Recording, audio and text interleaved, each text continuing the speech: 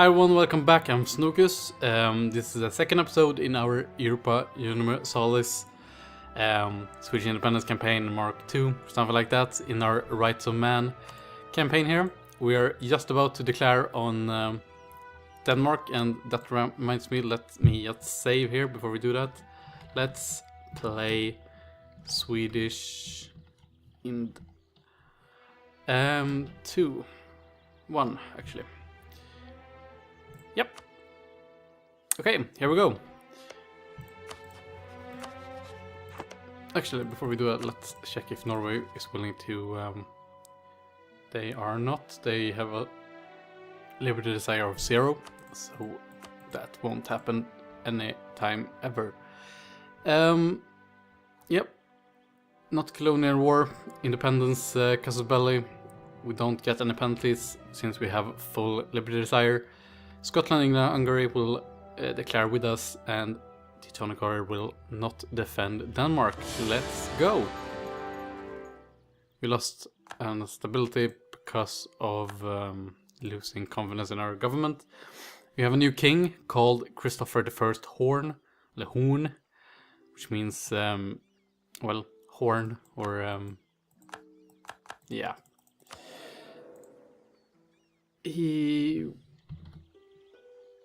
Well, I guess we'll see soon what kind of trait he has. And we will go straight for... hey, it's the same dynasty as our general. Which is cool. We'll see soon what kind of trait he has. He has Well Connected, which gives advisor cost minus 20%. Which is great. And something we will absolutely use in the future. He has decent stats all around. 10 pips, which is, well, above average, I think. Let's decrease this here, just to keep an eye on things. We should be in the clear here. We should probably discount Hungarian troops, since they will have a hard time getting up here. But even then, this shouldn't be a worry at all. So I'm gonna rush taking this fort here in Åkershus.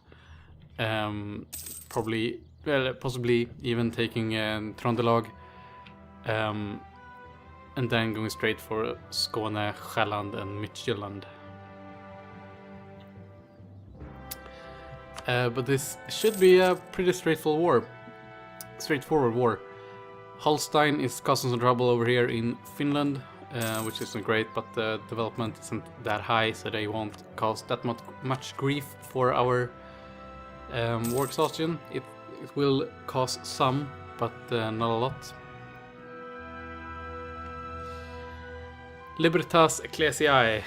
The clergy has long been one of the foremost pillars of the Swedish realm, providing not only spiritual guidance but also administrators, judges, and diplomats for the benefit of our king. In return for these great services, no ecclesiastical manor, monastery, or other estate pay any taxes to the state, and the temporal authorities do not meddle in the internal affairs of the clergy. Times grow dire, however, and the state has to cover an increasing number of expenses, suggesting that perhaps the clergy might make a voluntary contribution have not been favorably received. Make it clear that they need to contribute, or we will find money elsewhere. We don't really need the money. We're actually going positive right now. We're right in the force limit. We could use the prestige, and, well, we could actually use the loyalty from the clergy as well, because then we can do that, and we can use that to increase our stability after the war. Or during the war, if we really need to.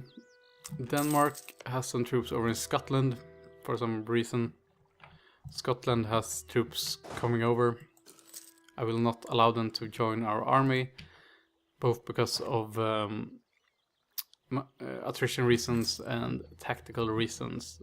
They should probably do what they are doing. 16,000 troops. It's a lot of troops. We might actually do pretty well in this war. This might even be easier than I anticipated.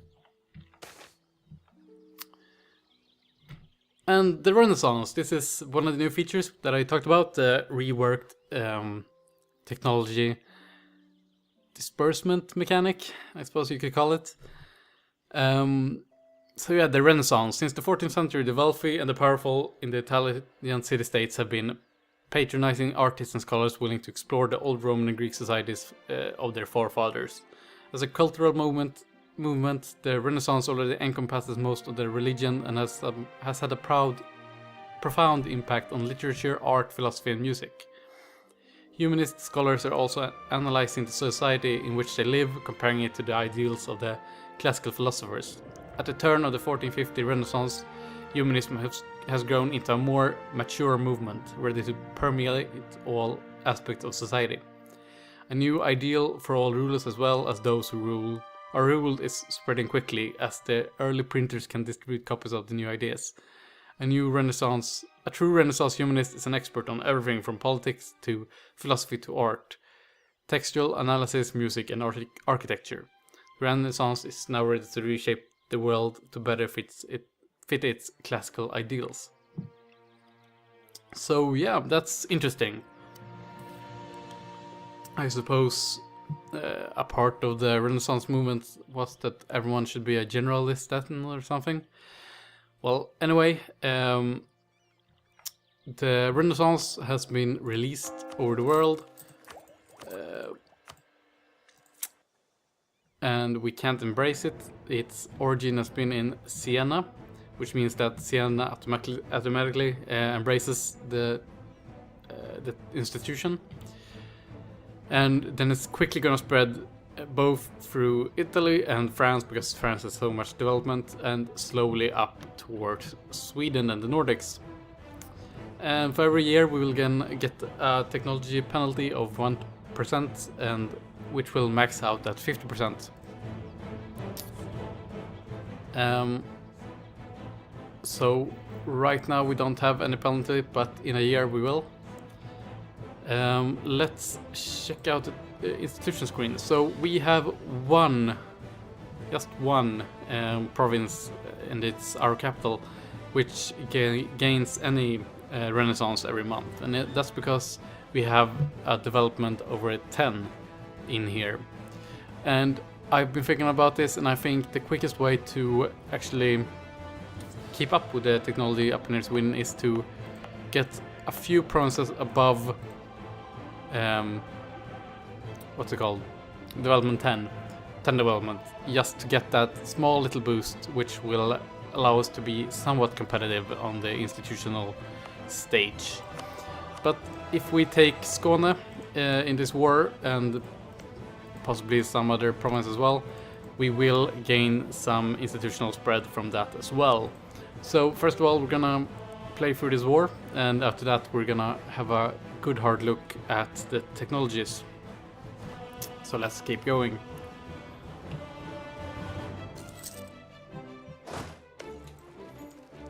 This siege is going fine.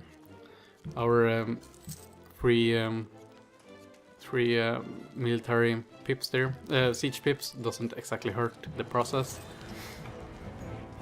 Hopefully we can get it in a few more siege sessions, and then we can go after this army here.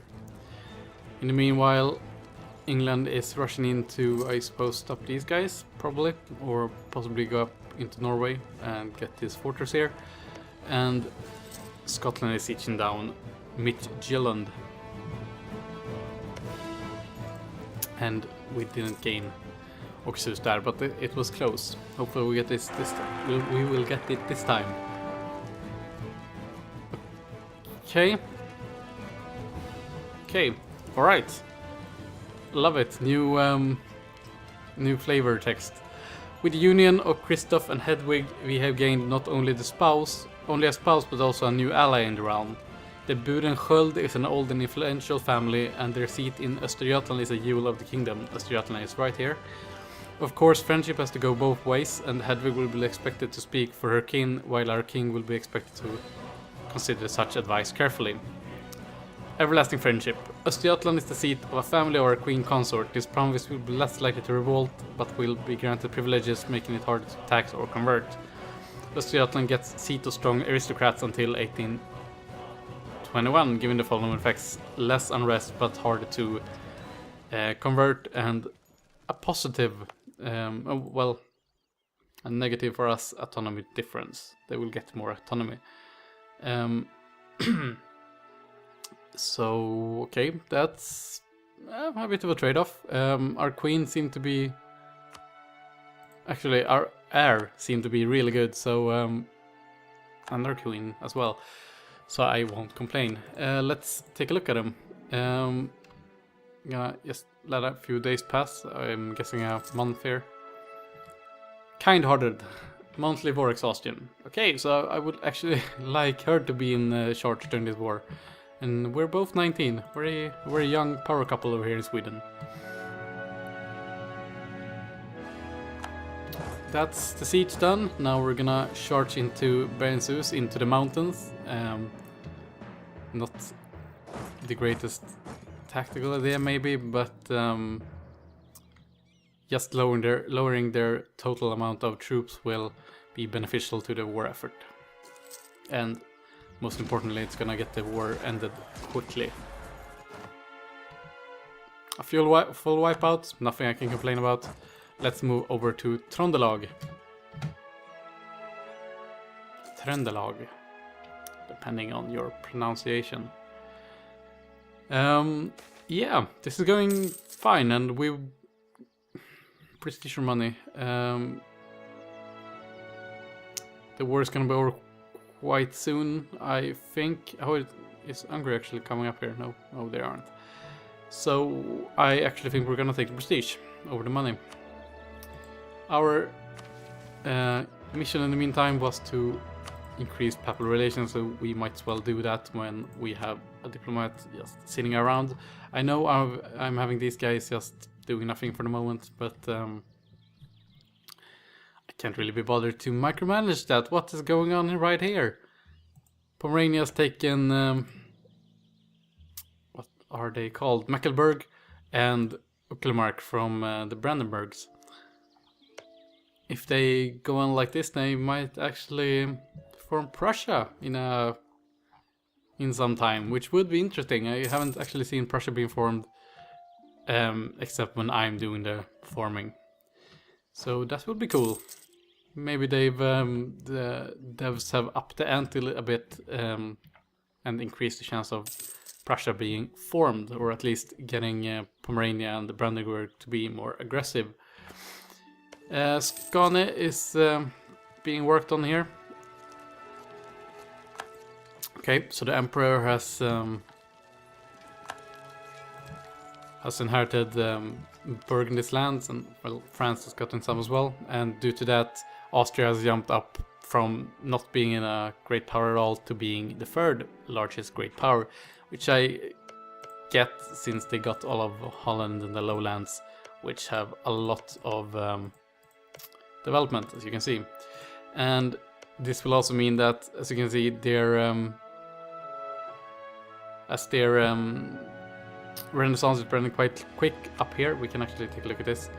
Okay, this doesn't say us a lot, but as you can see, Renaissance is spreading as quick down here, but it is up here. This will mean that Austria will be able to embrace Renaissance, the Renaissance institution, much quicker, which will give them a competitive edge compared to the rest of Germany and Hungary and the Eastern Europe, basically. And also Ottomans, the Ottomans, if they get down to the kebab in any foreseeable future. In the meantime, our free siege pip leader here is working on Trondelag, and it's going swimmingly. Quelland is on its way out as well, and Skane is taking its good old time. We actually took it that quickly. All right. Maybe we should start consider which provinces we actually want. We want... Well, actually, how should we go about this? Eventually we're gonna want Jämtland, even though they're Norwegian as of now. We're gonna want Bohuslän, Skåne, Halland, Blekinge, Gotland. But we won't be able to take Gotland right now because I can't be bothered to... Actually, we might be able to ship troops over and take it right away. It has more than 10 developments and it has a great effect on the trade in the node right here. Oh, cool. They remade this so you can see how many light ships you have patrolling. That's cool.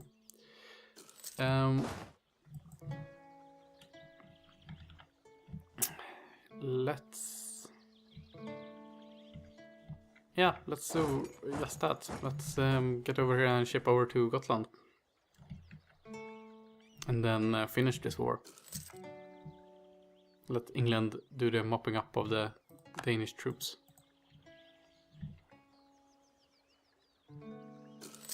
We won. Okay, this might be a bad idea. Let's everyone stay home. We will abandon the plan for Gotland for now. And yeah, let's sue for war.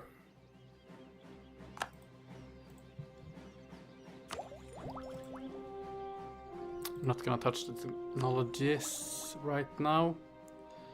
We're not close to the year changing, so that's not an issue. The most important thing is that we have enough points to do this peace process. We can't take Scotland because we don't hold the fort. We can't take Jämtland, we can't take Skåne. So let's take a look here. 5 development, 8 development, 6 development, 11 development. Oh, right, we could have taken that in a way. So, how about we take Skåne, Halland, or Jämtland, something like that. 70% also war exhaustion. Scotland will, sure, Scotland, you can have that one. Yeah, actually, about that.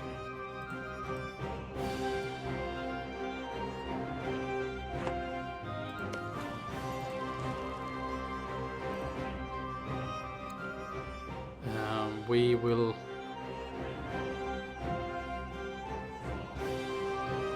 Jaltland. So we will get this one, which will be a great boon if we ever decide to colonize, which actually might be a good idea. And let's take any money they can afford us. Stonegård doesn't matter, Gotland doesn't matter. We could get them to release Holstein. Maybe.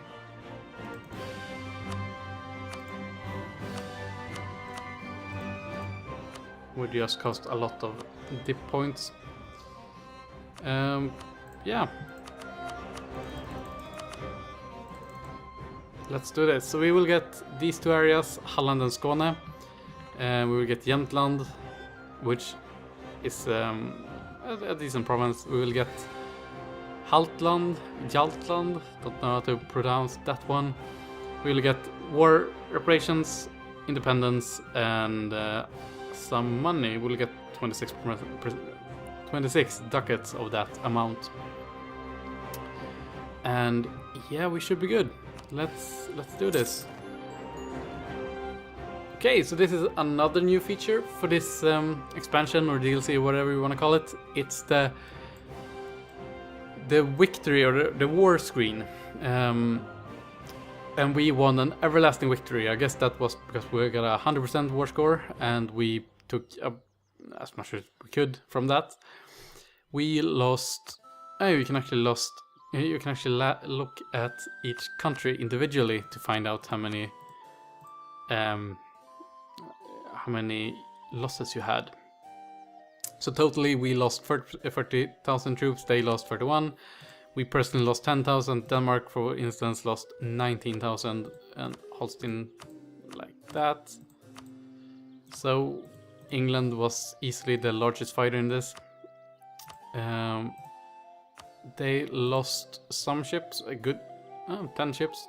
We lost 9. I don't think I lost any. Nope. So yeah, this is pretty cool. We lost a lot of troops to attrition. Not a lot to fighting. And they lost a lot to fighting and not a lot to attrition. So I suppose that's something to keep in mind in the future. Cool, that's done then. This is what we lost and what we gained. We didn't lose anything, so I don't know what I said that. Yeah, let's core everything.